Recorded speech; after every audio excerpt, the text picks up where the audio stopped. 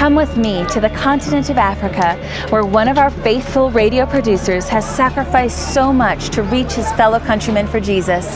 Hi, I'm Cammie, and this is AWR 360.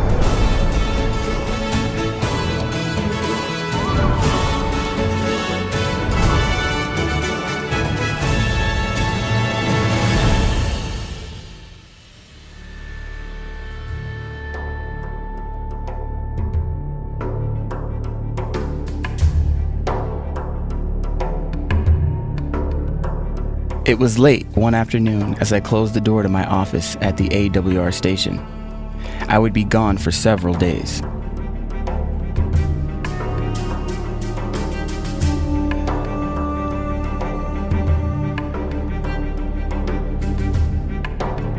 As Assad boarded the bus, nothing seemed unusual. It was like any other day, only today he was traveling farther, this time returning home for a short visit. Despite religious persecution in his country of birth, Assad longed for his people to know Jesus, and this spurred him on. All of a sudden, Assad's thoughts were interrupted.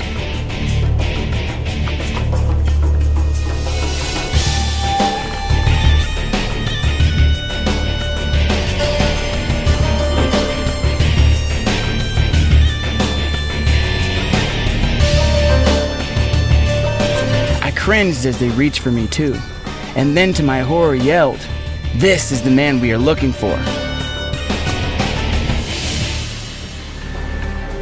They said they knew of my work with the radio and wanted my contacts.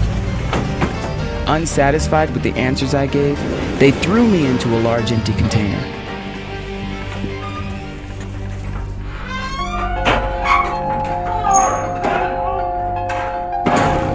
Shut out from fresh air and sunshine, he sat in darkness. His socks, shoes, and jacket were taken, and Assad suffered from the extreme conditions. As the sun beat down in the day, the metal container intensified the heat, while at night, a sharp chill set in. Without food or water, Assad soon fell very sick. As I sat in the dark isolation of the container, my mind went back to my childhood. Scenes of my village being raided by night flashed before me.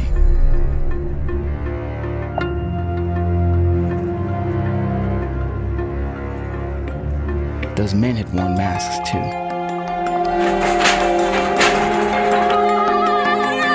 Somehow I escaped though, and I ran with all my might. Alone in the darkness, I wondered for the first time, what would become of me? Assad's mind lingers on the memories. There was the orphanage he was taken to, and the boys that introduced him to Adventist World Radio.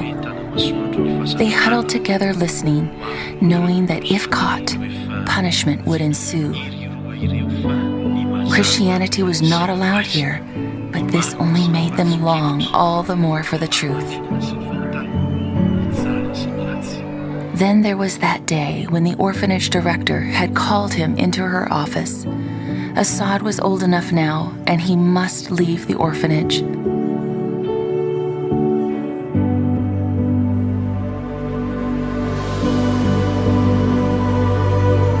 His heart ached as he walked away, never to return. Again, he wondered, what will become of me? Now he sat alone in a metal shipping container, pondering this same question he had as a lonely child and dejected orphan. Assad closed his eyes and thought about his work with Adventist World Radio.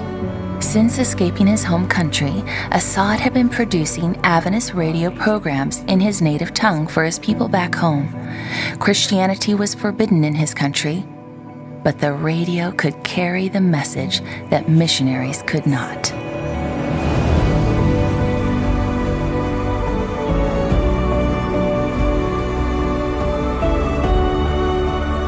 I wondered what would become of my radio program now. Who would carry on the work if I didn't return? The days and weeks passed. Assad was released from the container, but the inhumane conditions remained. Starved, beaten, and even electrocuted, he had endured more than any human should. One day, without notice, my hands were unbound and I was told I could return home. I could hardly believe it. I was free. I was praising the Lord as I boarded a bus again, this time headed home to my family and my work at the radio station. Despite the harrowing experience Assad has been through, he faithfully continues his work with AWR, producing messages of hope and truth for his home country. Assad trusts the Lord to keep him safe and knows that as long as God wants him to be producing these programs, nothing can stop him.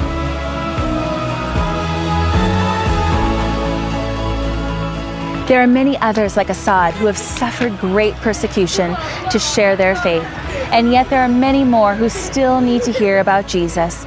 Please pray for these precious souls and consider helping to further the work of Adventist World Radio around the world by donating today. Together from broadcast to baptism, this is AWR 360.